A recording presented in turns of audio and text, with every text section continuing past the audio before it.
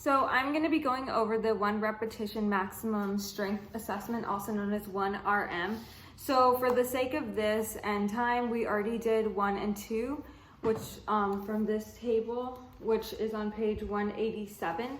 So it was basically a 5 to 10 minute aerobic low intensity exercise stretch and dynamic stretching. And then number 2 was going over a warm up with several repetitions of light weight, which he had done prior to us setting up the weight. So we're gonna start at number 3, and because he exercises regularly and has done bench press, we know more or less where his maximum is at. So we are doing 50 to 70% of that capacity for our starter. One thing to remember is that it's 1 lift, and then you wait 3 to 5 minutes from that lift, and then you progressively add weight, which could be anywhere from 2.5 to 20 kilograms of weight, until the client reaches their maximum and they can no longer lift the weight in proper form. And again, to avoid failure, we only do 4 sets. So it is beneficial to know where they typically range for maximum weight. So we're gonna start, and this is his 50% of what he believes his max is. So he's gonna lay down here and complete 1 repetition of a 50% maximum weight. And it has to be in proper form. So begin, down, up, away. So for the sake of time, I'll edit this part out, but we are going to take a 4-minute rest, and then he'll do the next set. And during this rest, we're gonna add weight. So I'll do that right now.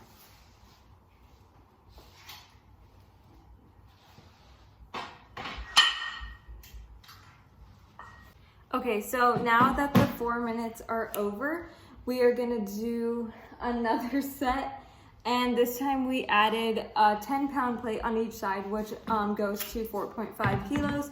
And to do that, we know that we divide the pounds by 2.2 to get the kilos. So he is now going to complete 1 rep of this weight.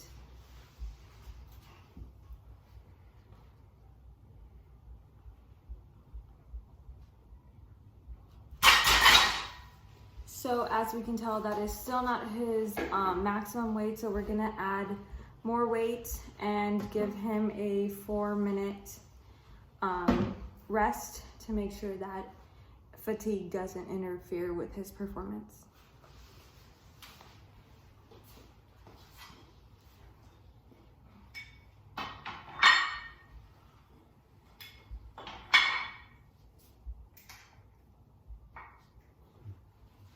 Now that the 4 minutes is over, we added 2 5-pound plates on each side, so 10 on each, bringing it to a total of 135 pounds. Again, to find the kilograms, we would divide by 2.2.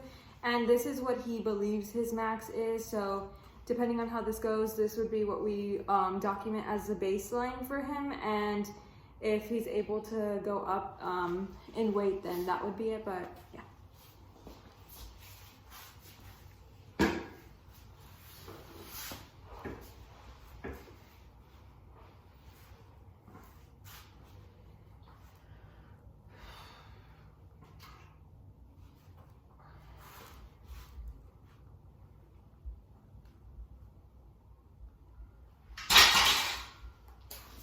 So now that that set is done, we are gonna do another 4 minutes and then attempt to add more weight and see if that could be his new max.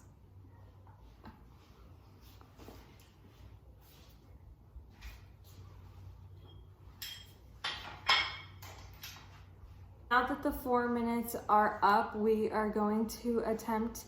We added 2.2 pounds to each one, so 5 pounds total, bringing it to 145 in total. Again, we are including the weight of the bar, which is 25. So because he hasn't done this before, I will be over there just in case.